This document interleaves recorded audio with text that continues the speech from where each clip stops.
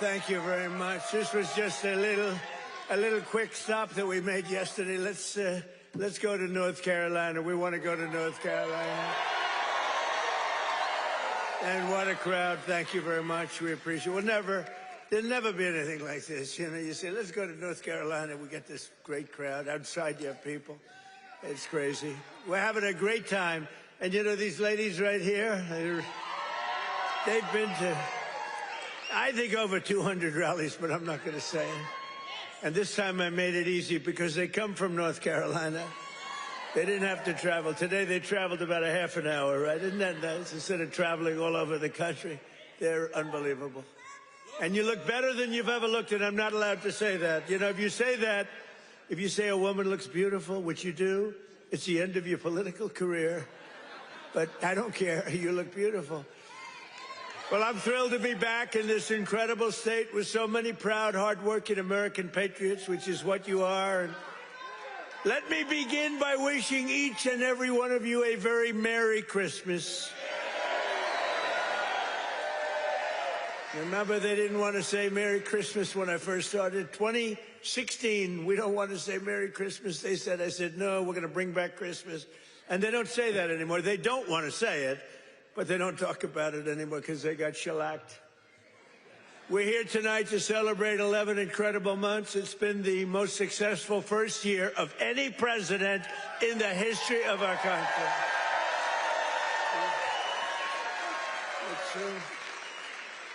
It has been, isn't that a big statement? But it's a statement that you read all over the place. I mean, who could have done better? I don't think anybody could have done better than us, not me, than us. We're in this together.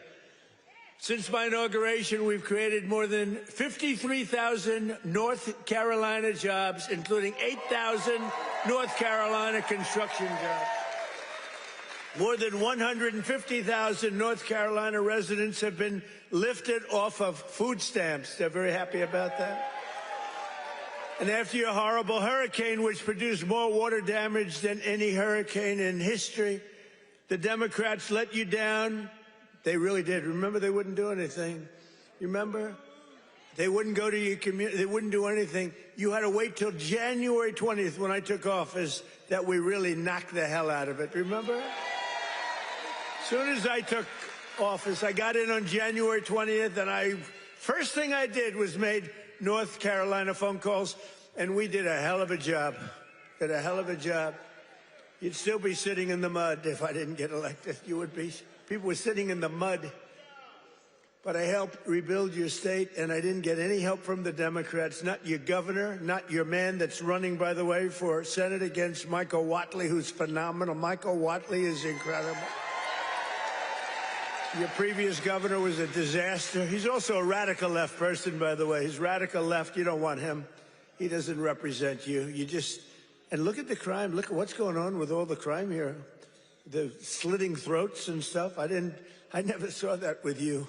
Now all of a sudden that's what we see. You got to get Michael Whatley. It's going to be so important. He was so great. Don't forget, I took Michael and I put him as the head of the party because he did so great. We won the state all 3 times, and it was like a rock. He didn't allow cheating in the second time.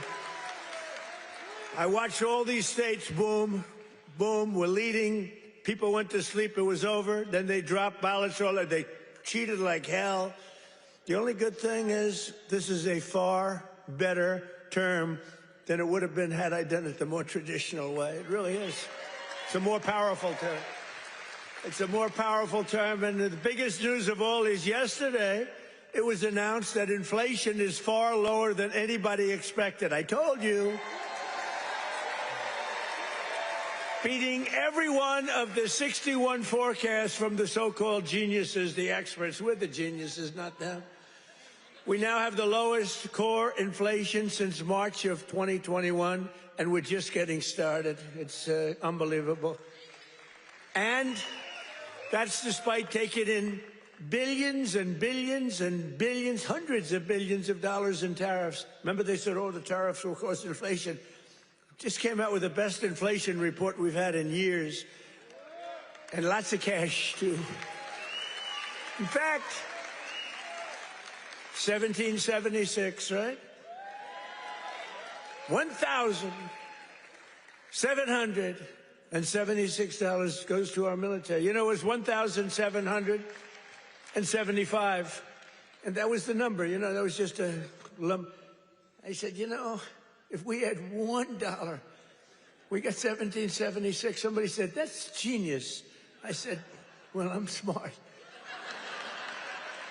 I said, for $1, and I'll get these ladies who are loaded with money to pay for it from North Carolina. Their husbands can write a check in 2 seconds, take care of it. No, think of it, for $1 more. They said, I can't believe we didn't think of that.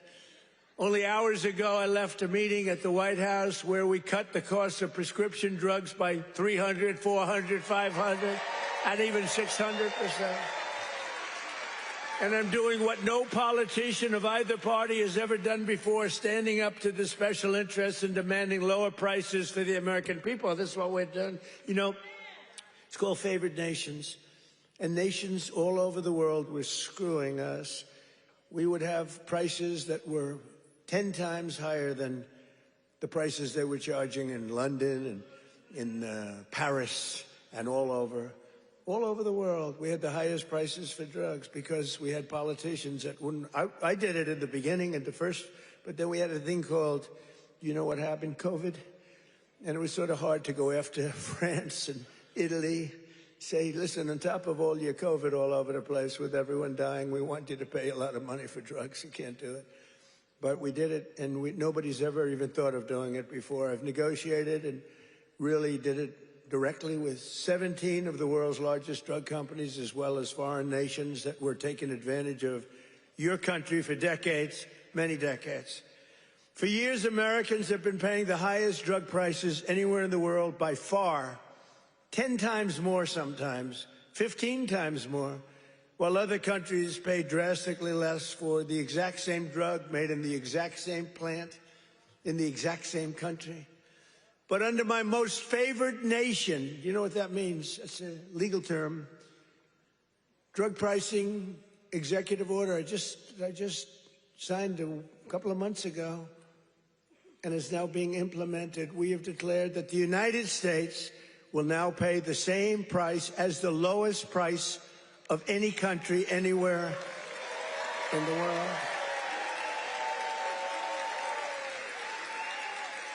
And we should honestly, this is the biggest thing to happen in medicine, I think, since the founding of our country. You know, I don't mind. Go ahead. They actually have a great location. You know, we've had people that look so good behind me that some of them went to Hollywood and actually did very well. You know? See, they may have a better location, but nobody's going to Hollywood. They can only see the back of your head. Look at all the television. Look at all those cameras. It's crazy. But we did something nobody's ever done before. Nobody's tried. Nobody thought they could do it. Don't forget, the drug companies turned out to really do the right thing. They really did. And they were there at the White House today. You saw some of the biggest companies in the world were there. The rest of them are coming next week. But the big problem was foreign countries. They would have to take their drug and raise it from $10 to $20 to $30, maybe to $100, maybe 10 times more. But it really doesn't work that way because the world is a bigger place than the U.S. And so you're not going to have to raise it that much, but you have to raise it. And they always said for 50 years, they say, let the United States pay. And for 50 years, the United States got screwed because we're paying so much more. Drug that was selling for $10 in London sells for $130. That's 13 times more in New York. 13 times more, so $10 in London, $130 in New York. And now that drug will go up for the other country from $10 to only $20 or maybe $30. And it will come down from the United States of America to $20 from $130. Think of that. Think of that. That's the biggest price reduction. When you talk about cutting prices, cutting costs, and cutting prices, you talk about affordability. You know, the Democrats, they're the ones that got us into the mess. They're the ones that cause the high prices. And then they come out and they look at those fake news people back there. They go, this election's about affordability. They go, let's talk about it. No, I'd rather not talk about it, because they can't. They're the ones that cause the highest inflation in the history of our country, which led to the highest prices in the history of our country. I inherited the mess. I got the prices down, and they're going down still further. Look at gasoline. A lot of areas now in our country, $1.99 a gallon. Right? It cost these ladies from these beautiful friends of mine from North Carolina, it cost them like 1/3 to get here than it would have cost under Sleepy Joe Biden. Right? If you drive, this time you can drive. It's the first time you didn't have to take an airplane. But we had 9 blockbuster agreements. We had 9 of them with the big drug companies just today. The rest are coming over the next couple of weeks. But the first dramatic drug discounts will be available to all Americans starting on January at a thing called TrumpRx.gov. TrumpRx.gov. But this is the biggest thing ever to happen on drug prices, pharmaceutical prices. And it will also tremendously it's going to reduce the cost of health care, because health care is probably 50% about drugs, right? Your drugs are coming down at levels that nobody ever thought was possible. This achievement alone should win us the midterms. You know, if we did nothing else, I said today, you know, you're talking about like this massive reduction in drug prices that affects everybody. Older people, younger people, middle-aged people, sick people, well people. It's not just like patients, it's everybody. It can never happen. Nobody would ever have done this. It was very hard to do. I had countries laughing at me. I said, listen, you're going to have to double and triple your drug prices. They said France, as an example, UK, European Union.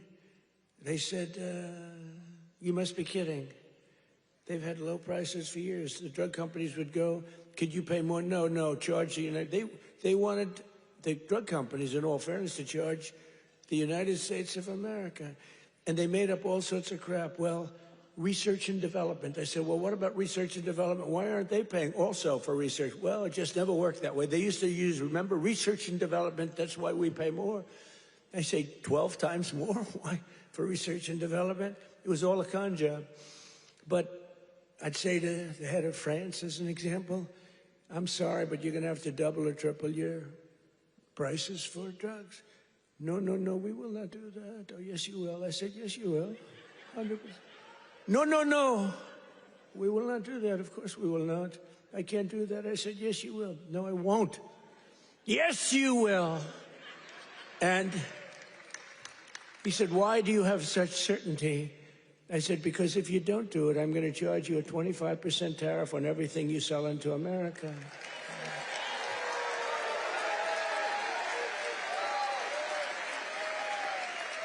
And I said, because that was really the sticking point. They just would do it.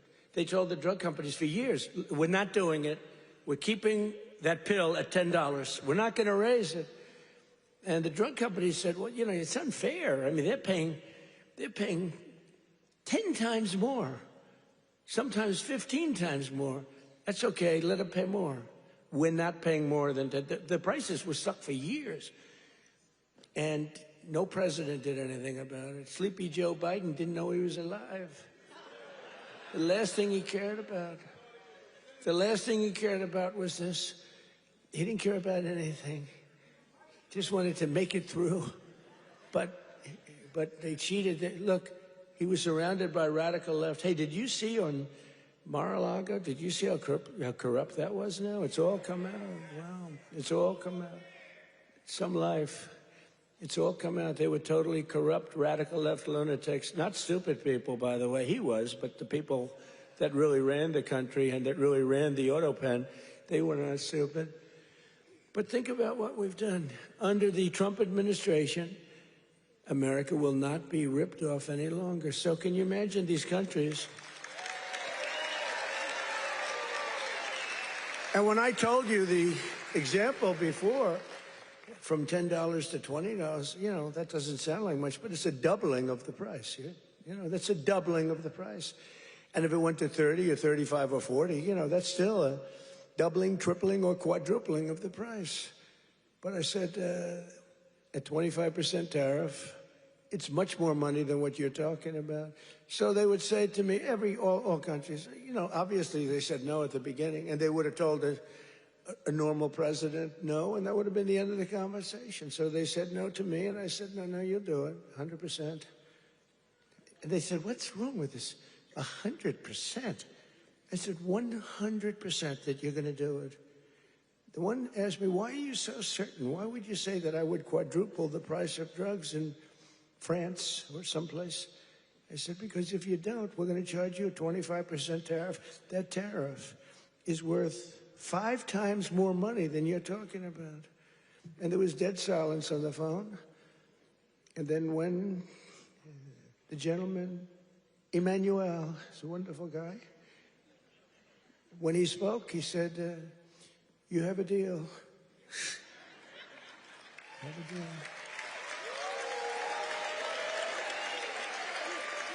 He's a nice guy, too. But you can't blame him. You know, this has been 40, 50 years. You can't blame him. But it was the same conversation with everybody. No, we can't do that. No, I cannot double the price of my drugs. I said, no, maybe triple or quadruple. But it's still much lower than we were paying. You know, we were paying a number that was crazy, 13, 14 times more. As president, I'm also taking in the gigantic health insurance companies that have gotten rich on billions of dollars of government subsidies. And I want the money to go directly to the people. I want the money to be paid directly to the people so that they can buy their own health insurance, which will give far better benefits at much lower cost. By the way, what I told you about buying the drugs at this massive dollar discount, it's like from where it is, that's going to have a huge impact on the cost of health care. The current Unaffordable Care Act, commonly known as Barack Hussein Obamacare, was created to make insurance companies rich. It was bad health care at much too high a cost. And you see now that the steep increase in premiums, it's being demanded by the Democrats. It was never any good, Obamacare. It was done for the benefit of insurance companies, which totally control the Democrats. That's why you could have a strike on January 30th. You could have another shutdown because the Democrats are totally in the hands of, they're totally controlled by the insurance companies, big wealthy companies. Again, I want the money to go directly to the people so you can buy your own health care, and you'll get much better health care at a much lower price.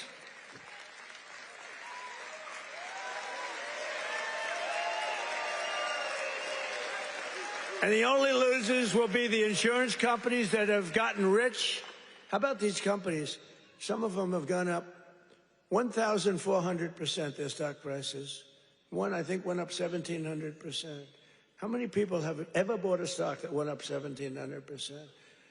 And think of it.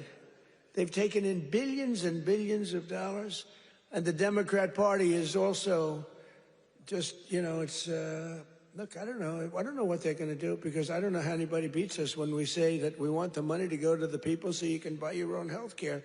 How could it ever be better than that? I wanted to do that at the beginning in 2016. But the politicians told me, sir, you don't worry. I was a little bit inexperienced. I've never done this before. Now I'm quite experienced. I've seen things that nobody would have thought possible. But I said, why do we have this crazy Obamacare, or as we call it, the unaffordable? Isn't that a great name, the Affordable Care Act? I call it the Unaffordable Care Act. I should get credit. That's a good one. What's better, that or fake news? That or Pocahontas? That? I can't use the names that I used on the Republicans to gain access to the election, but we had some good names, didn't we? But I think the Unaffordable Care Act is pretty good. The UCA, right? You know, they keep talking about the ACA. Think of that. Instead of the ACA, we call it the UCA. The UCA They say, what is that? The Unaffordable Care Act? It is unaffordable. But it was always no good. But now it's really gone. And with time, it gets worse. Now it's going to be hit big. Remember, I didn't do this. This is Obamacare. This is Obamacare. This isn't Trump. But you don't need it because let the money not go to the insurance companies. The problem is the Democrats will shut down the government because they are totally beholden. I don't love that word, but they're beholden. They're beholden to the insurance companies. So I don't know what they can do about it, but, they'll probably close down the government. It's so simple. The money should go to the people. The people should then take all of this money and buy the best health care there is. And there'll be a lot of money left over. Right?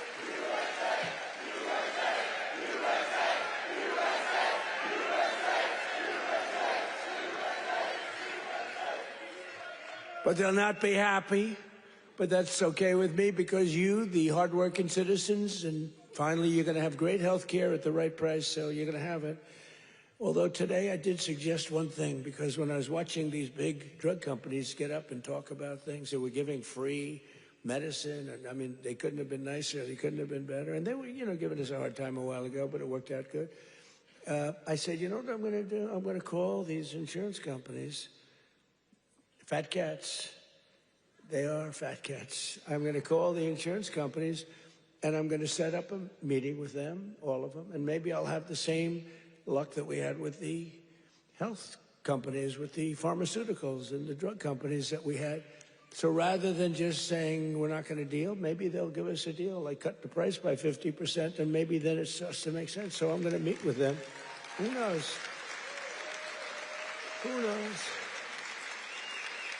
And I'll either meet in Florida. I'm going to Florida. I'll either meet in Florida because I work all the time. So I'll either meet in Florida or I'll meet in Washington the first week right after we all come back to going to our wonderful jobs. And I'll sit down with, it's like 12, 13 people. It's basically these big monster companies. 13, 14 if I want to be generous. Get 14 people in a room and let's see what happens. Maybe they'll surprise us, but maybe we'll ask them for a 50% cut and maybe they'll give it. You never know. You saw what happened with the drug companies. They're giving free drugs to, they've been unbelievable, but they do love our country. And I probably think the insurance company guys love our country. They just felt they were dealing with stupid people, so you can't really blame them. Over the past 11 months, we have brought more positive change to Washington than any administration in the history of our country. That's true. And there's never been anything like it. When I took office last January, I inherited a mess, and very simply, I am fixing it. Joe Biden gave us the worst inflation in the history of our country.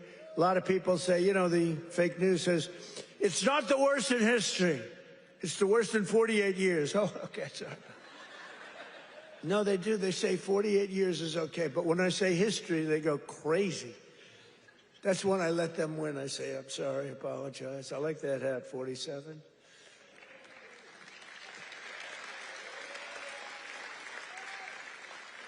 It's nice, actually. Beautiful, nice thread, gold thread. I watched that myself. I want gold thread, not mustard colored, No, they give you, a lot of times they sell you mustard color. It costs them a lot less. We don't accept those hats. When you have a mustard colored thread, don't accept it. But it caused the prices to be higher than ever before, making it really life unaffordable for millions and millions of Americans. Our border was open and our country was being invaded by an army of 25 million people. Many came from prisons and jails, mental institutions, and insane asylums. You know the difference between a prison and a jail? A prison's more severe, right? You know the difference between a mental institution and an insane asylum? An insane asylum is more severe. They came from both. They were drug dealers, gang members, and over 13,000 murderers, more than 50% of whom killed more than one person. Think of that. They killed more than one. A lot of them said, oh, I didn't mean, but, when you kill more than one, get them the hell out of our country. How about How about that incident with that horrible monster that killed the young, beautiful girl from Ukraine, an animal? And to think we'll have him in trials for years, and you'll get some nice liberal lawyer, and we'll say, oh, well, he had a bad day. Yeah, he had a bad day. He slit her throat. We had men playing in women's sports, transgender for everybody, crime at record levels, the worst trade deals ever made. And our country was laughed at from all over the world, but they're not laughing anymore. 1 year ago, our country was dead. Now we are the hottest country anywhere in the world because we finally have a president who puts America first.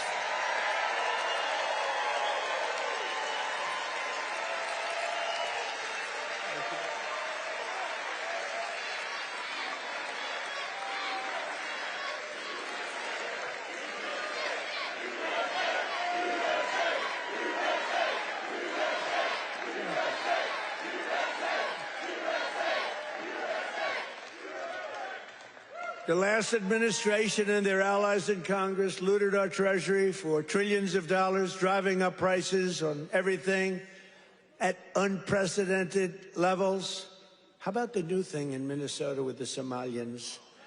They stole, now it came out, the great U.S. attorney up there, they came out, think of this, $9 billion, and they think that's just the beginning. They stole, think of it. In their country, they live on nothing. They have nothing. They come here and they steal $9 billion. Are we stupid? I mean, how do we allow that to happen? Ilhan Omar should be sent out of our country. She should not be allowed to be a congresswoman. She married her brother either to stay or to get him into the country. And yesterday she, I guess, made up a story. She said the police attacked her son.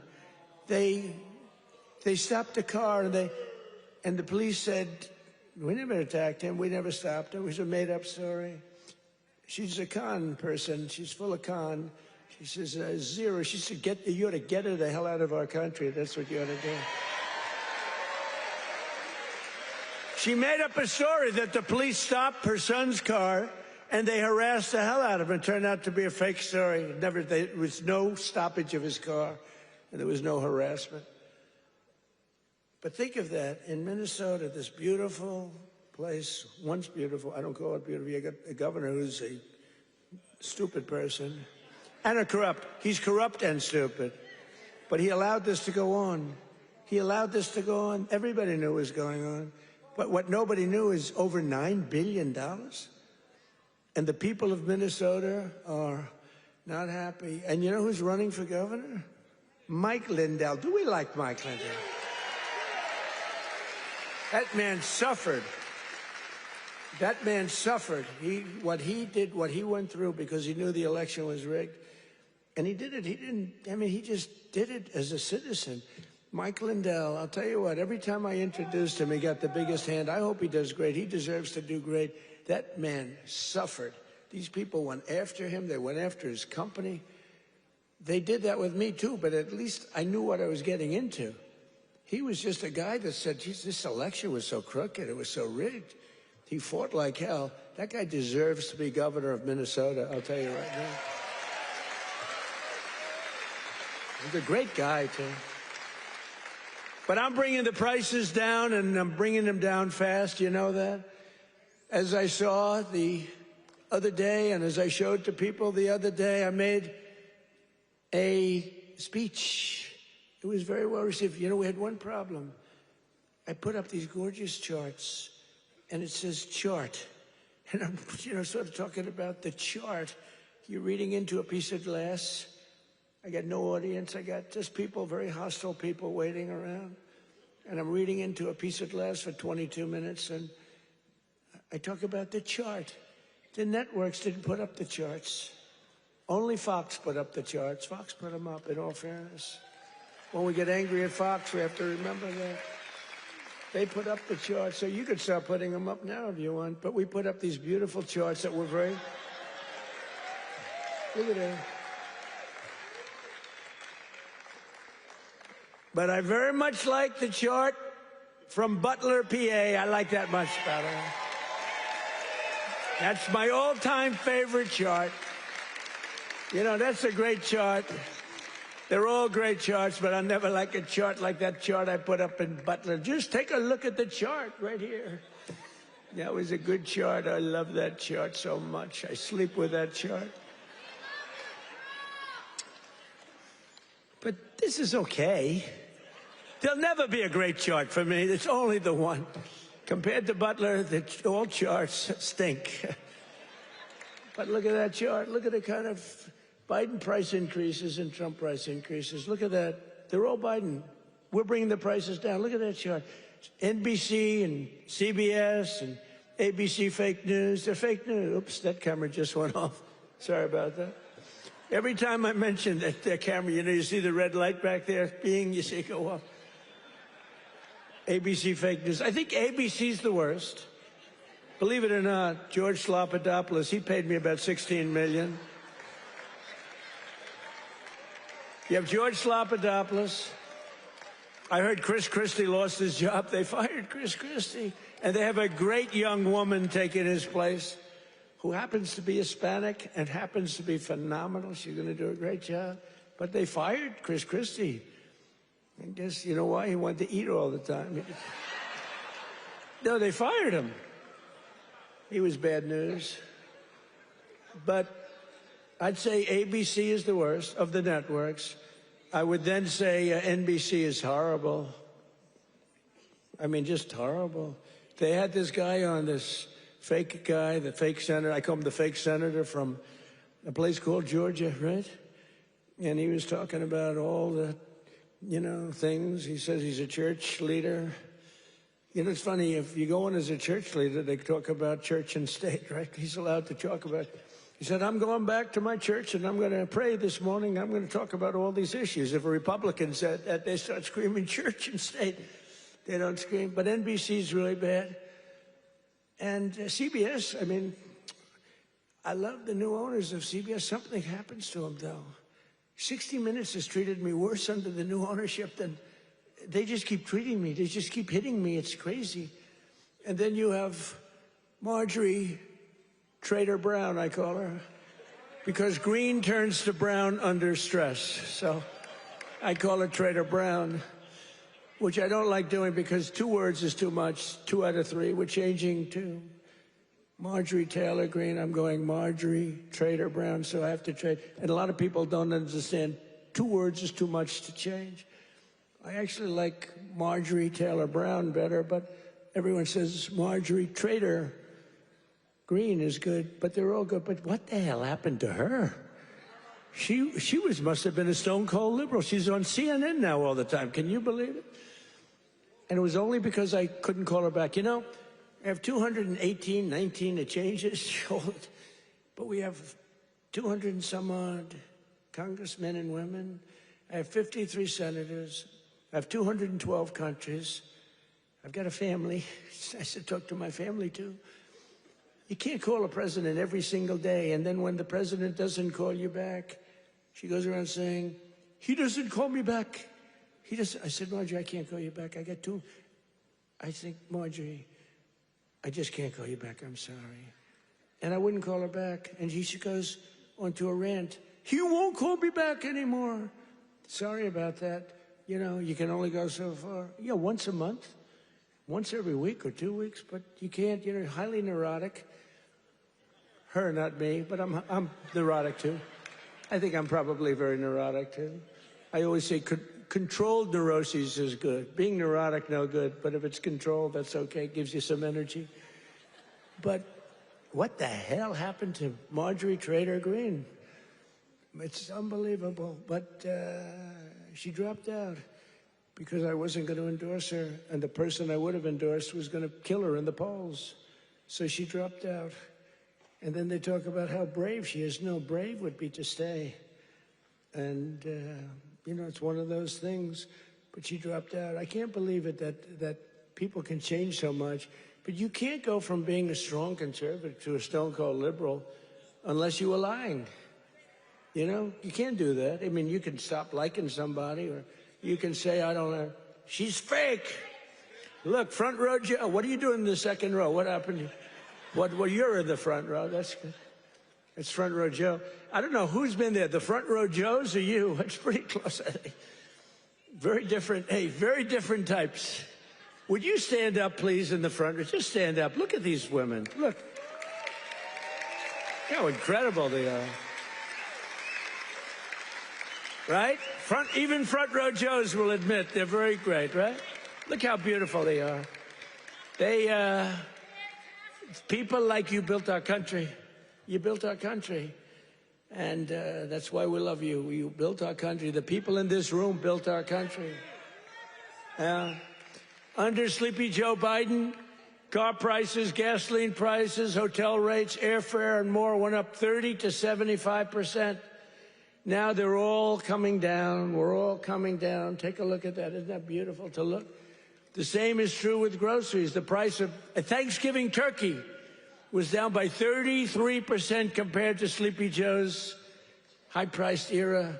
Don't forget, when you have the highest inflation in history and or 48 years, do we think and look, in terms of a speech, I think 48 years is the equivalent of history. Do we agree?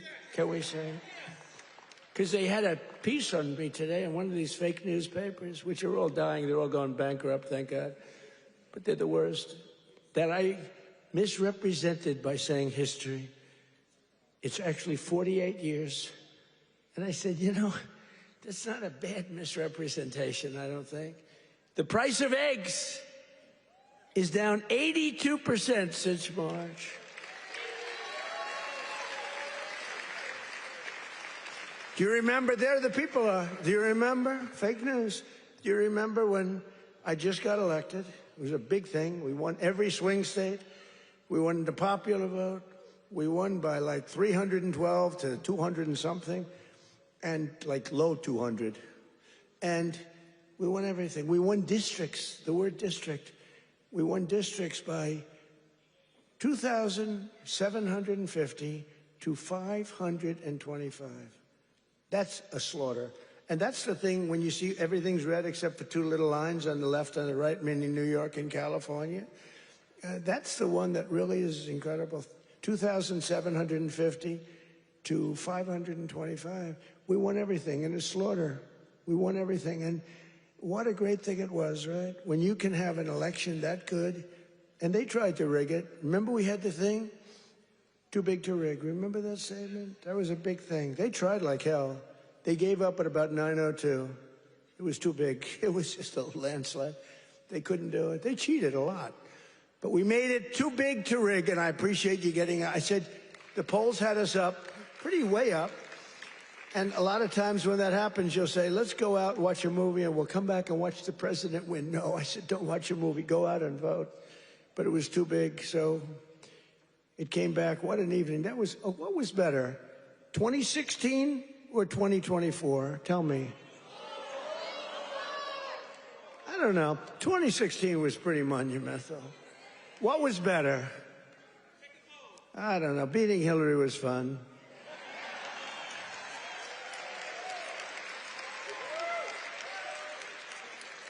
Well, Hillary has a much higher IQ than Kamala. I would say, I think Hillary has probably 50 or 60 points higher. Now, Hillary was smart. She was nasty. Whew, I wouldn't want to go home to her. She was nasty. Remember? Remember, she was a nasty person. I was going to use a B word. I said, my wife would not be happy. My wife always says, please, please don't use foul language. You know who else does? Franklin Graham. He says, President. He says, I love your speaking ability, President. You're a great speaker, although nobody says it. You know, I get these big crowds, but did you ever see the press do a story that I'm a great speaker? They say, oh, he looked tired. Oh, he's this. Oh, he's that. Yeah, I mean, it's crazy. I get crowds, the biggest crowds in history of anything, not only of anything. They never say, he gave a great speech tonight. in front of 45,000 people. Look at the crowds that we get, are the biggest crowds ever. Before the election, we're getting 80, we had 117,000 people show up in New Jersey. It was a great speech. You know what they said? He looked tired. I looked tired. You can't be tired in front of 117,000 people. It's not possible. You got a lot of adrenaline. The adrenaline is pumping, right? But that's why they're fake news. That's why nobody listens to them anymore. But remember that we slashed the yearly cost of new mortgages by $3,000. Look at the mortgage chart. We slashed them. Look at that. Look at that. Oh, boy. Look at how much you made with me and lost with that sleepy guy. But everything now is falling, and the only things that are going up are your salaries, the stock market, and your 401ks. They're going up. Do you remember when I first won in 2024, and I was at my first conference? I'm 2 days in. You know, we're recovering from all the hoopla. 2 days in. In fact, I took a day off. They said, something's wrong with the president. I said, I just got here. There's nothing wrong with me. Something's wrong. You took a day off. What's wrong with the president, right? Every time. Do you remember when I had 28 news conferences in a row over 28 days? Sometimes I gave 2 or 3 in one day. And then I took my beautiful Kai, my beautiful granddaughter's a very good golfer. I took her to play golf one morning, and I was in the office very quickly. Something's wrong with the president. Do you remember the rumor was that I had passed away? Do you remember that? I won 28 days in a row. I took the kid to play golf. And we play very fast. She's good, and I'm a very good golfer. And we play very fast. We play in 2 hours. We're dinning. I mean, I said, baby, I got to get out of here. I'm sorry, honey. Enjoy your day. Go hit balls or something. I got to get out of here. I got to go to work. And I got a call. A friend of mine. Oh, you're okay? And I said, yeah, what's wrong? I said, I'll be back in the Oval Office in 30 minutes. Oh, I said, what's wrong with this guy? Then I got another call. Oh, you're okay. They said that I had passed away. Do you remember that? First day in 28 days, these people are sick. That's why I've taken more physicals, because I think you have an obligation to, you know, report. And I hate when they put out false reports. So they put out a report that Donald Trump. So I took a lot of physicals. And I did something no other president's ever done. I took cognitive tests. Because I know that, and by the way, not easy. You get to those last questions, those last 10, 15 questions, nobody on that stand could answer probably any of them. And I got them. I aced them. And no other president's taken a cognitive. Could you imagine Sleepy Joe taking a cognitive test? I don't think he'd get the first. You know, the first question is like, what is this? And they show a lion, a giraffe, a fish, and a hippopotamus, right? And they say, which is the giraffe? So that's the only question. But what happens is it then gets harder. I don't think Joe would have gotten the first question right. He would say hippo. I want the hippo. But anyway, I've taken now 3 cognitive tests. I've aced every single one of them. And these are, you know, this is that big stuff. This is Walter Reed. You know, I've got a whole team of doctors all over the place. If you get them wrong, I said, what do you think? Should I do it? They said, well, here's the good news. The good news, if you do well, that's great. Actually, if you do well, they won't report it. If you do badly, it's going to be the biggest story in history. They said, you know, it's possible that if you do badly, the word will leak out and you look very bad. I said, this was on my first test. After that, I knew that I can do very well. Smart person. So what happens? What happens is first test, I said, how hard is it? He said, well, after the 10th or 12th question, it gets, you know, very hard. And I said, well, what do you think? They said, look, if you're going to do well, but if you're not going to do well, it's probable that the word will get out. I said, well, let's do it anyway. And I did it. And it was actually good. For a year, they called me a very intelligent person, but then they forget. Then I did it again. I aced it again. They report it. And these are doctors that I don't even know. And they report it. And then I did it a third time a few months ago, and I reported. But it's very small reporting. But can you imagine if I did badly, right? Could you imagine that, front row Joe? Would I be in trouble? They'd say, there's something wrong.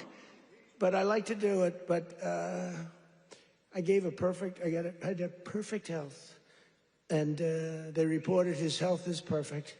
And they interpret that.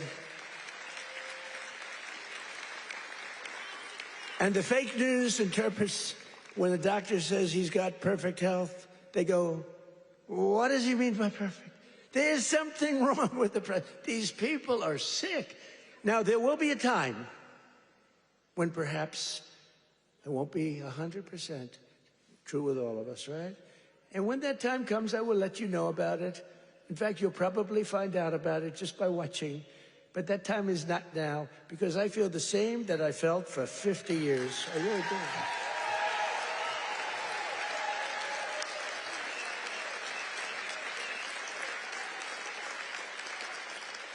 But we have I think we have an obligation to, at least report your health.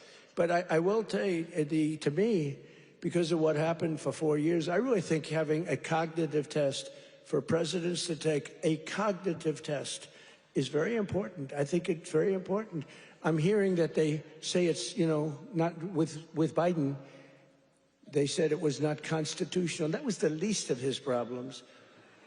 But I think it's very important that a president or people running for president and vice president take a cognitive test. I mean, I think it's a very important thing. I don't know. They say you shouldn't do that, it's unjust, it's not constitutional. They say all these things, but I really believe that. Under Trump, wages are rising much faster than inflation for the first time in many years. Think of that. Wages are rising faster than inflation. That's what it's all about, right? And we're delivering lower prices and bigger paychecks. And the wage chart that you see up there is incredible. That NBC didn't put up and the networks didn't put up. There are more people working today than at any time in American history. And very importantly, while tens of thousands of new jobs under Biden were government jobs, there were government jobs. I could do that right now. You saw it today, we had 4.5% inflation. That's because I'm letting go of tremendous numbers of government workers. We're replacing them. In fact, we've reduced the federal workforce by 270,000 jobs. That's not to be mean. That's to get them off. And they are getting jobs in the private sector, and we're helping them to get jobs. But if you have all government jobs, we're going to be, a country that we don't want to mention names because we don't want to insult, but we're going to be a country that cannot be great. 100% just came out, 100% of all jobs created since I took office have been in the private sector. The only way to make our country great. Think of that. Think of that. 100% of the jobs created are in the private sector. Now, if I want to make some good numbers, I'll add 300,000 jobs. I can do it with one phone call. Each agency hire 25,000 people today. They hire them immediately. They pour in, and the 4.5% would be down to 2.5% in a matter of moments. I could get it down to zero. Hire a couple of million workers. Please. Oh, the country's booming. We're down at zero. But that's the destruction of a country. That's what Biden used to do. They used to hire 10 people for one job. They'd have 10 people, would look at a job and would say one person can do the job, but let's give it a break. Let's do two and they'd have 9 people for one job. And that's really tantamount to a failed country. In 4 years, the last administration secured less than $1 trillion in new investments in our country. Think of that. 4 years, less than one. 4 years, the whole term, less than $1 trillion.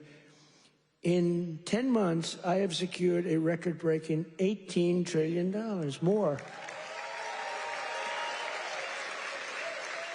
They gave us doom and gloom, and I'm building the Trump economic boom. It's a boom. It's a boom. These factories, auto plants, AI plants, We've never had anything like it. I ended the radical left's war on American energy, terminated the Green New scam, and signed an order to drill, baby, drill. We're drilling. You see where gasoline's coming down?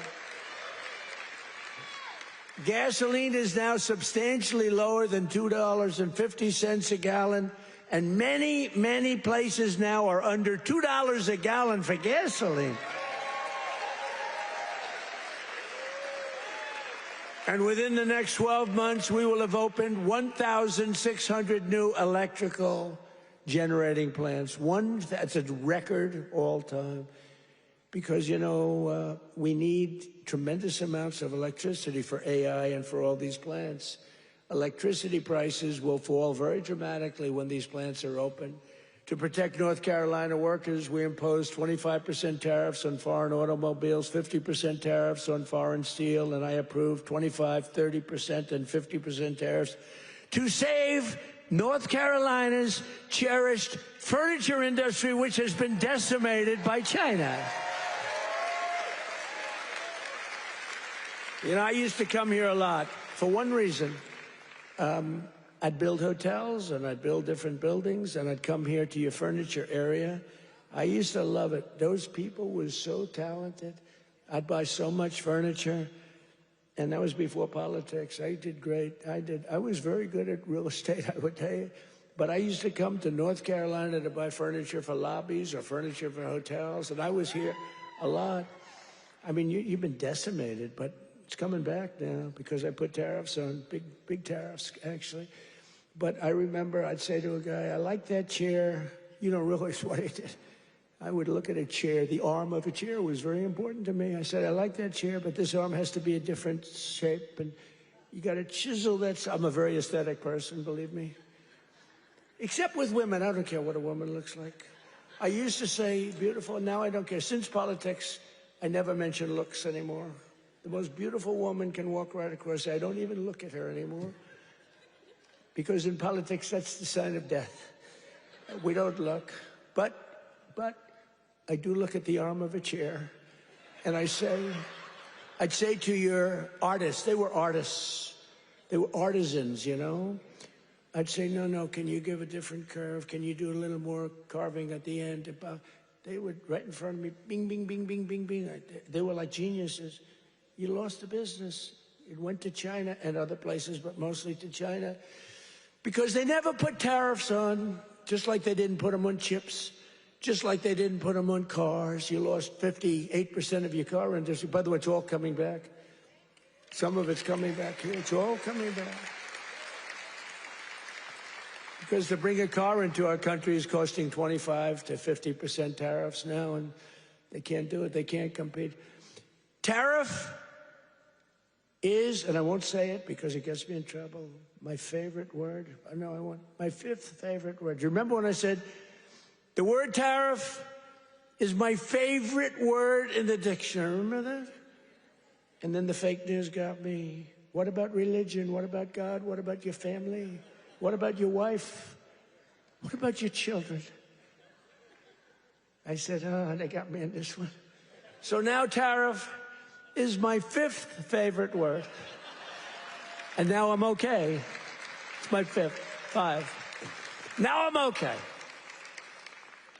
But starting in the new year, the people of North Carolina will also see the dramatic results of the largest tax cuts in American history, including no tax on tips, no tax on overtime, and no tax on Social Security for our great seniors. No tax for our seniors. Tell me what? Let's do a poll. Because, you know, these pollsters charge you $1 million to ask a question, then they just write down an answer. They don't do polls. It's a total con job, some of these polls. One thing I don't like about Fox is their pollster. Total fake. Their pollster's the worst. They've been saying they're going to get rid of them for 10 years. The fake pollster, then you have the election, you win by numbers that are like through the roof. But Fox has been treating me good. They have great people there. Sean Hannity is great. Jesse is great. Laura is great. Greg is great. They're all great. We have great people. The morning is excellent. Who? What?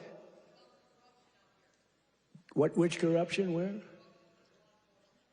Oh, yeah. Well, we have to do that. We're going to take care of that. We're going to take care of corruption in our country. I mean, I was talking about Fox. I don't know. He's talking about corruption. No, it's okay because he's on our side, but he's just a little ahead of me. He's talking about corruption. I'm talking about Fox, how good the anchors are, right? But they are really great. They are very good. But the pollster's no good. You know, he's no good. The pollster's terrible. But we still get good numbers. But the numbers are actually much better than that. But we're joined tonight by Heather Whitley, a bartender and server in Nashville, North Carolina, who will save over $5,000 from no tips. Think of that. From no tax and tips. Heather, where are you, Heather? Are you here, Heather? Where are you? Where are you? You want to come up? You want to come up? Come on up. She's going to save over $5,000, no tax on tips, toward a down payment on her first home. So, Heather, congratulations. Look how amazing she is, right? Come on up. I don't know how you're going to get up that stair. Are you okay? Look at her. She has no problem. Somebody else would not be able to make it. Thank you, darling. Nice to see you. Want to say something? Go ahead. Well, it's been a tremendous help. It's now allowed me to invest in my first home, and that is the American dream for all of us. I don't have much to say, sir. Thank you so much. You said it perfectly. Thank you, darling. Thank you.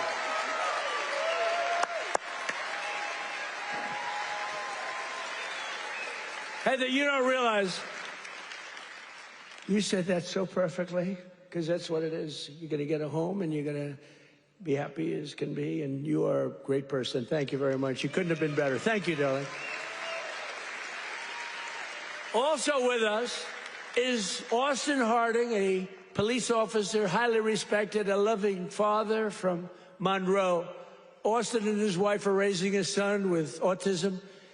A beautiful son, beautiful, beautiful person, and are passionate supporters of MAHA, and they love Robert F. Kennedy Jr., so do I.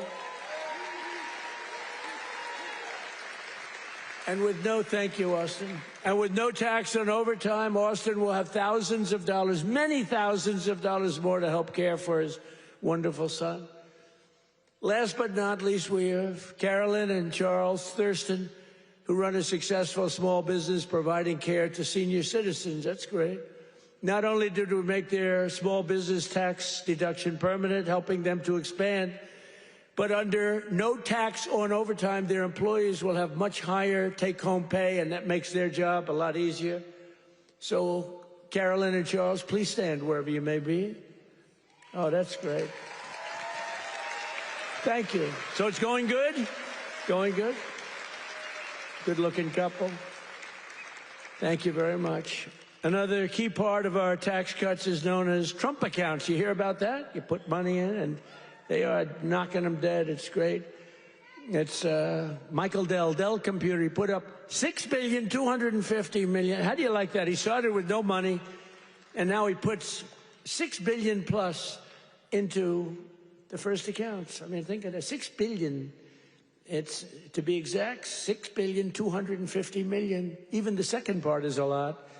And we've had a lot of great Wall Street titans and a lot of great real estate titans. They're all putting money in Trump accounts. It's for kids. They get a certain age and they're going to have money. It's going to double and triple. Hopefully, it'll do well. Under this new program, the federal government will be creating an investment savings account for every single newborn American child with $1,000 to be invested and grow over the course of their life. So they'll reach 21 years and, you know, it could be very good. They will consider themselves rich. I mean, it's a lot of money, actually. Friends, family, employers, and loved ones will be able to add thousands more each year, like a trust fund for every American child. It's something that people have wanted to do, but honestly, I give Mr. and Mrs. Michael Dell can go out and buy a computer from Dell, because I'll tell you what, they love the country. Great people. Every single Democrat in Congress voted against these incredible benefits. Every single Democrat said no. including a guy named Don Davis right here from this district. He voted against it. That's why you got to vote against him. Don Davis voted against no tax on overtime. He voted against no tax on tips. And he voted for the largest tax increase in American history. He wanted the largest tax, and he's your congressman. So I don't know if you know him. And honestly, I'm good at politics. I never even heard of this guy, so he hasn't made a big impact. But he voted yes on every single Biden disaster, including massive inflation, open borders, sanctuary cities, and the Green New Scam. Don Davis betrayed North Carolina. Don Davis did nothing about the flood. He did nothing about the hurricane. I did it all with your congressman and with a couple of Republicans from your state that put their lives on the line to make sure this got done. And we had to wait till January 20th. They wouldn't do a damn thing. The waters didn't recede. They were living in areas that didn't have water, and now they were surrounded by water. And by the way, Elon Musk, with his incredible, you would call it contraption of communication, incredible. I said, Elon, we need 500 of those. You couldn't get them because it's been very successful. He said, you'll have them tomorrow. Got to give him credit for that, you know. I have my little disagreements with him. I don't believe in the mandate where everybody has to have an electric vehicle within an hour. You know, I don't, but you got to give him credit. He really saved a lot of lives. Here tonight are some of the warriors who, unlike Don Davis, who's a disaster, vote against him, stood up for North Carolina, including Congressman Tim Moore and Brad Knott. Where are you guys?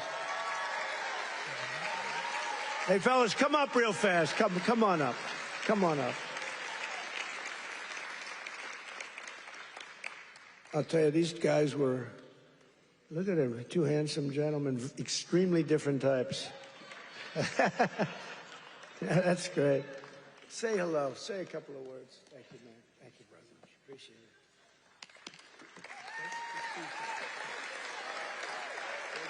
it. Well, everybody, I was with the president when he had his first trip once he took the oath. And where did he come? North Carolina.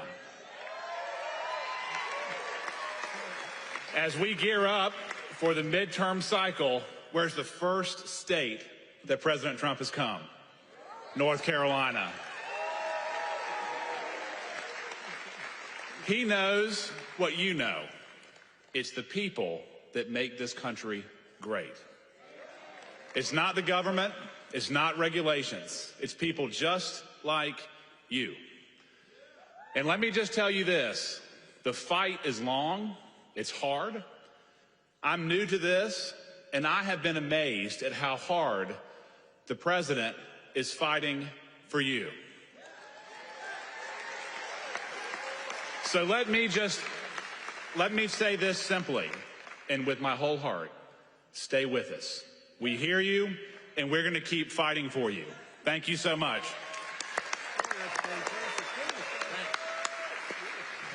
I guess I'll have to lower the mic, Mr. President. Let me just say, echo what Brad said. I cannot think of a better president in the history of the United States. Someone who loves this country, who does so much. Mr. President, I don't know how you do it all. You make the Energizer Bunny look slow. It's absolutely incredible. The leadership that this man shows, not only in our country, but on the world stage. We are finally respected around the world again, and that is not an accident.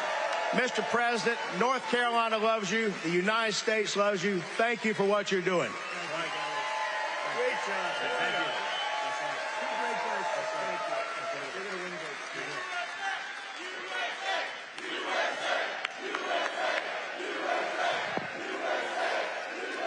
Great job. That's a great job. Boy, oh boy. Well, they're going to win good, but you got to beat that other guy. Thanks also. I want to thank somebody very special. He's the Secretary of Labor, Lori Chavez DeRemer. Where's Lori? Lori, thank you. What a job.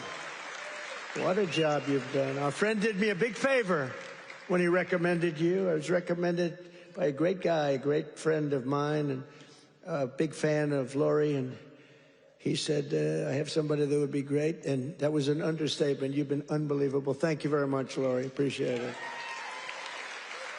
And another one has been incredible, got a lot of energy.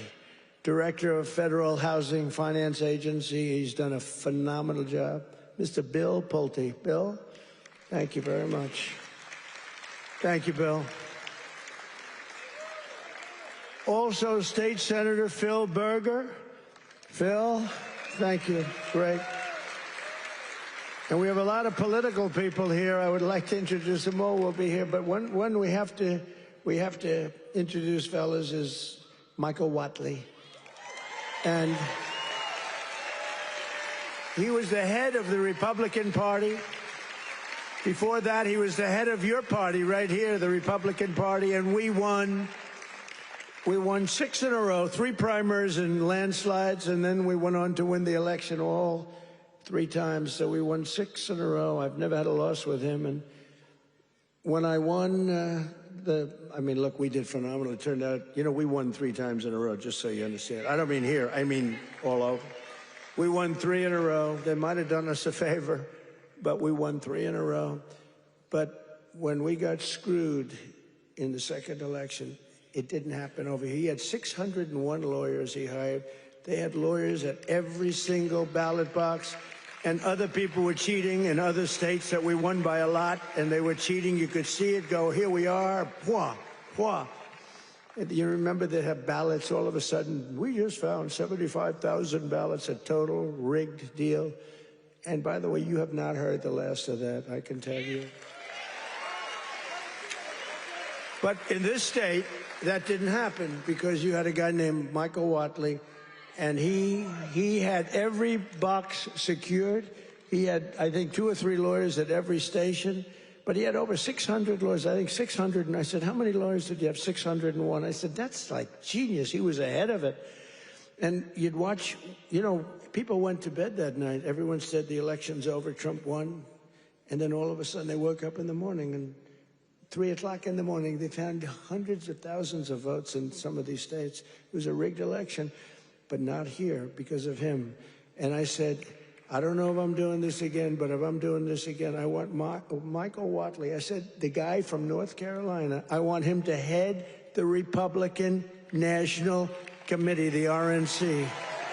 And he did it beautifully. Come on up, Michael, come up.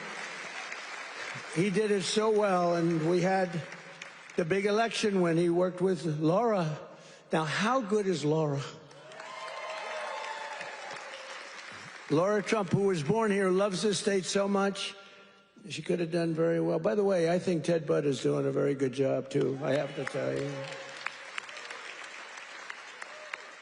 And I will say this, Tom Tillis fought with me for the Lumbee tribe, the Lumbee. I love the Lumbee.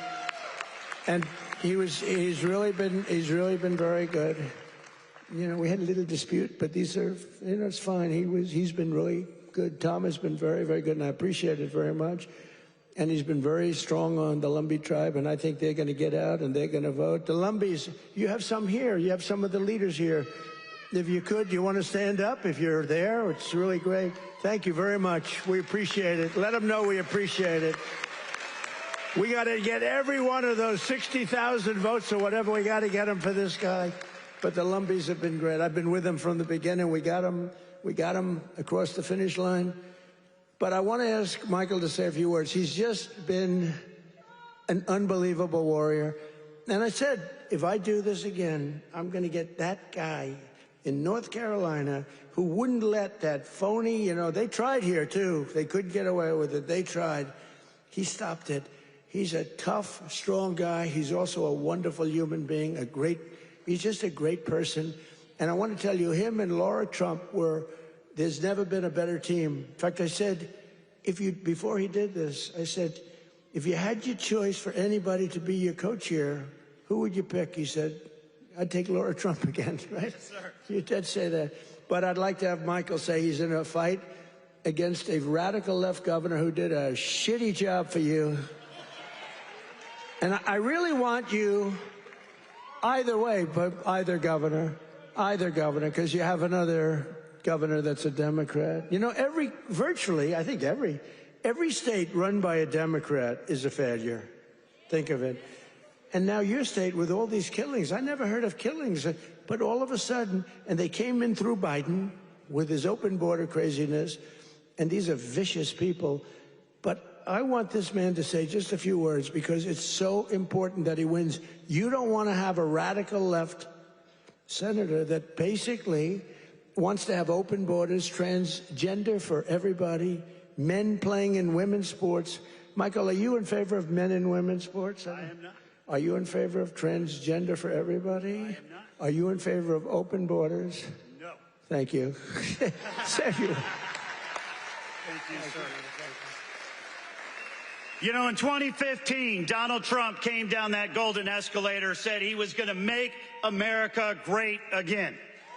And he was going to do it by rebuilding our economy, restoring our borders, and making America respected around the world again. And I said, I'm with that guy. And we won in 2016, and we won in 2020, and thank the Lord that we won in 2024, and Donald Trump right now is serving as the most transformational president in our lifetime. And President Trump, my pledge to you is this. When I win this seat, when I am the next senator from North Carolina, I am going to be a fighter every day for this great state. I am going to be a conservative champion for North Carolina, and I am going to be an ally to our great president, not just the 45th president, but the 47th president as well, Donald J. Trump.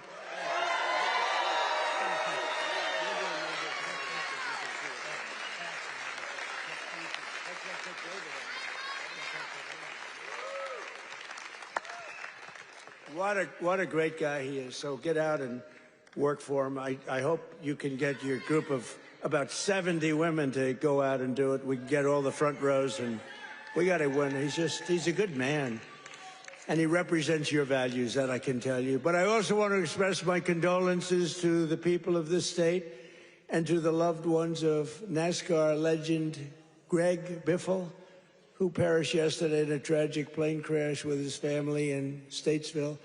I met him twice. He was just a great young man. And what a tragedy that is with his whole family. So I just want to pay our condolences, our love. Please.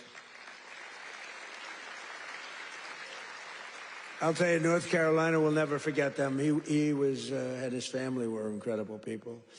Together, we've achieved more in less than 1 year than most other administrations achieved in 8 years, which is true. Most of them didn't achieve much. Within a matter of weeks, we ended the invasion of our southern border. For the past 7 months, 0 illegal aliens have been allowed into our country. Think of that, 0. And that's made up by Democrats. A feat which everyone said was impossible. Biden and the radical left Democrats in Congress turned North Carolina into a dumping ground for tens of thousands of third world migrants, driving up your rent and your housing costs. According to a government report, over 60% of growth in the rental market came from foreign migrants, paid for by the federal government, by the way. Paid for by the federal government, you, the taxpayer.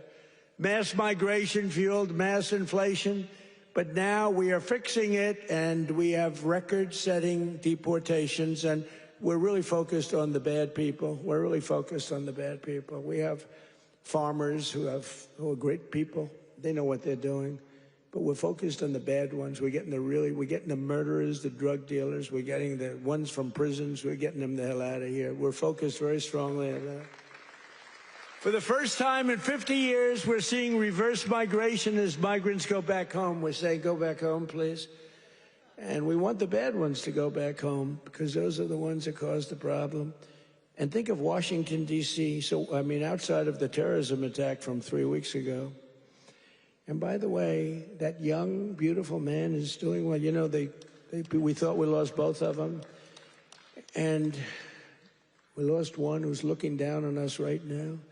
But it looks like he just stood up. Can you believe it? He stood up today for the first time. Two great people. Sarah's looking down on us, and from heaven, she was incredible, doing so well.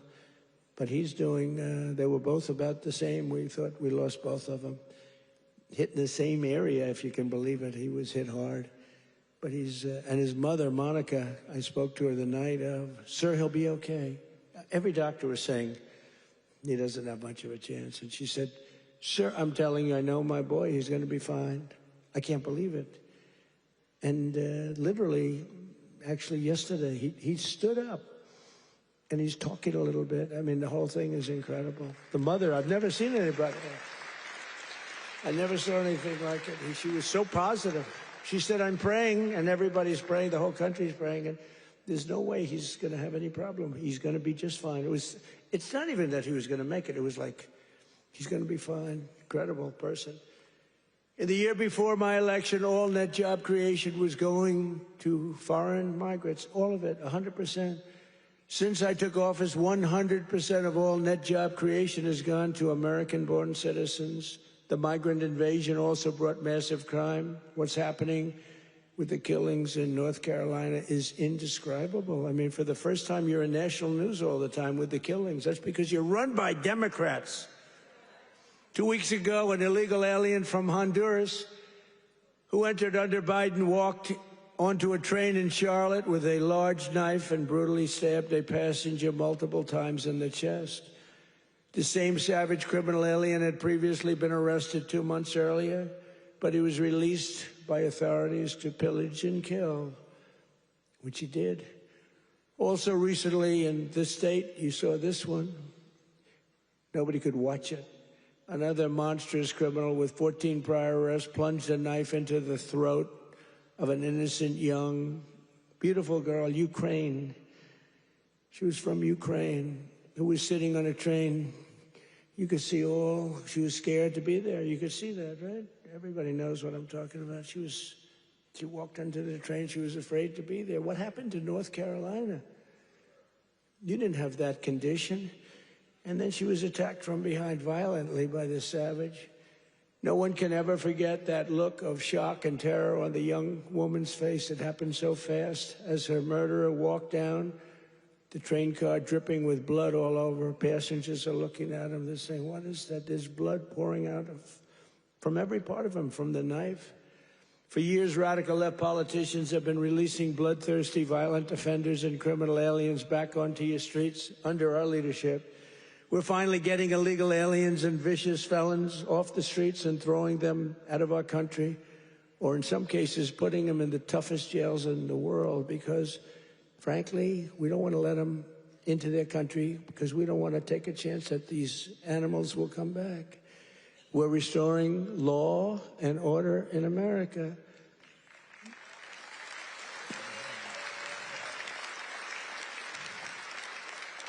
We just made a record investment in our military and gave every service member a warrior dividend of $1,776, 1776. And I'm also pleased to announce that just 2 hours ago, we hit the ISIS thugs in Syria who were trying to regroup after their decimation by the Trump administration 5 years ago. We hit them hard. I ordered a massive strike on the terrorists that killed our 3 great patriots last week. 2 soldiers, 1 interpreter, all great people. And it was very successful. It was precision. We hit every site flawlessly, and we are restoring peace through strength. We're all over the world. I settled 8 wars in 10 months, destroyed the Iran nuclear threat, ended the war in Gaza, and got the release of hostages, both living and dead, and created peace in the Middle East. We have peace in the Middle East, first time in 3 years, peace in the Middle East. I cut federal funding for any school that pushes critical race theory or transgender insanity. And we completely banned the chemical and surgical mutilation of children.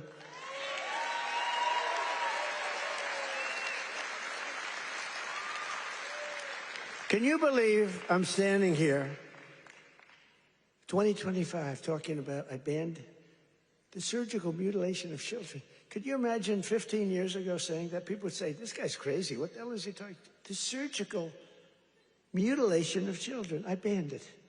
And it's a wonderful thing I did. But can you imagine having to even say it? Or can you imagine having to say that we are keeping men out of women's sports? Frankly, that's less important if you want to know the truth, but it's very important. The surgical mutilation I had to ban, and I did, I banned it. But we're also keeping men out of women's sports. Have you seen some of these records? Have you seen the long-distance race? One of these races go all day. They had champion women. They had some very good men, but not the champions. And one man won the race by 5 hours and 14 minutes and 12 seconds. 5 hours, 14 minutes. Think of that. Won the race by 5 hours. What do? Your parents go back home, go to sleep for a few hours, and come back and meet your daughter, and she's supposed to be thrilled? What kind of crap is that? Or the weightlifting records, where people that never lifted a weight before are going into the women who are fighting national championships, almost Olympic championships, and they're lifting 112 pounds more, and they've never done it before. Or the boxers that are getting decimated. You saw the Olympics where they had two people that they converted from men to women. They did a conversion. And the one young woman from Italy, a championship boxer, she got hit by a left jab. A left jab, for those that don't do it's just like a defensive punch. She got hit. She walked to her corner. She said, I've never been hit like that. I quit. Then they said, no, go out. You can do it. And then he gave her another left jab. That was it. She said, nope, I can't do it. It's so demeaning to women. And they don't stop. I saw the other day on one of the shows, I think Meet the Fake Press. I'm pretty sure it was that stupid show. And they had a congressman that you all know, a Democrat, saying, no, we have to allow men to play in women's sports. Where do these people come from? Or how about open borders? They're fighting for open borders. If I didn't get elected, our country would be ruined. We would have not had a country. I'm telling you, I'm not bragging about myself. I'm saying we would not have had a country. And now we have the greatest country in the world. I'm telling you, hottest. We're the hottest. We're restoring the name of a great president, William McKinley, to Mount McKinley in beautiful Alaska. That they took the name off and they named it something else. And I renamed the Gulf of Mexico to the Gulf of America. Right? That was a good one. Well, I checked for my whole life. I don't know. I guess I didn't do it in my first term because I was the hunted. I had bigger problems. I had these animals trying to attack me at Mar-a-Lago. They went into my wife's closet. And I'll say this. Number one, is very bad, but it sounds a little strange. They looked at her drawers. You have drawer, and then you have drawer. They looked at both. And she's a very meticulous person, like these people. It's just like she'd fit into your group very well. She'd be very happy with her. But everything is perfect. Her undergarments, I want to use a nice, sometimes referred to as panties, are folded, perfect, wrapped. They're like so perfect. I said, that's beautiful. It's the part of the world she came from. Everything was perfect, no problem. Fold, fold, fold. I think that she steams them, make sure. Just that we came home. I wasn't there when the raid took place. A raid of a popular president, a former president. She opened the drawers and it was not that way. They were a mess. It was all over the place. And she said, oh, what happened? That's so terrible. But it's terrible. They went into my young boy's room. These thugs are disgusting, and we cannot let them get away with this stuff. We have all the evidence now. We have all the evidence, and we have to do something about it. We have to do something about it. It's illegal and it's disgusting. You know, I brought a lawsuit, and I'm winning the lawsuit.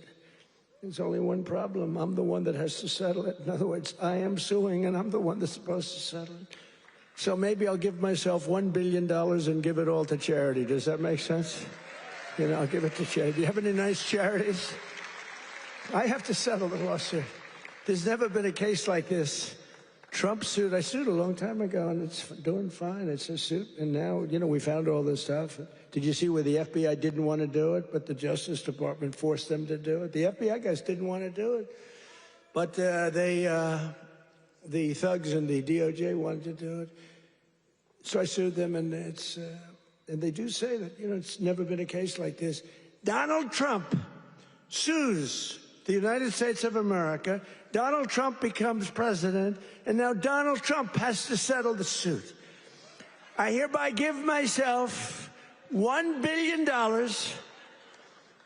Actually, maybe I shouldn't give it to charity. Maybe I should keep the money. No, a lot of people say, do it. No, I don't want to do it. But whatever happens, it's all going to good charities. Is that okay? It's all going to good charities. But isn't that a strange position to be in? I've got to make a deal. I negotiate with myself.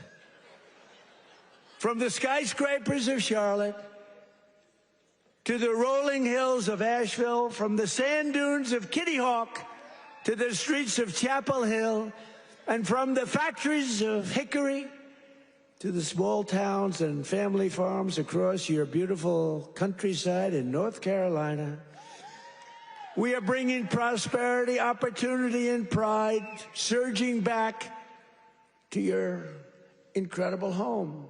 Together, we're pairing all these people together. You're coming together. You know, it's coming together like nobody's ever seen, but we're fixing 4 years of disaster and decline. The whole world was laughing at us for 4 years. They were laughing, taking advantage of us, friend and foe. And the friend was worse than the foe in many cases. On trade, they were worse. And we're beginning the greatest years in the history of our country. It's called the Golden Age of America. That's what's happening. We were a dead country. Now we're talking about the Golden Age of America. Think of it in 10 months. Think of that. So in conclusion, tonight, after just 11 months, our border is secure. Our spirit is restored. Inflation is stopped. Wages are up. Prices are down. Our nation is strong. And America is back. And every single day of this administration, we will keep on working for the hardworking citizens of America. We will fight, fight, fight. We will win, win, win. And with your help, we will make America powerful again. We will make America wealthy again. We will make America healthy again. We will make America strong again. We will make America proud again. We will make America safe again. And we will make America great again. Thank you, North Carolina. God bless you all. And Merry Christmas.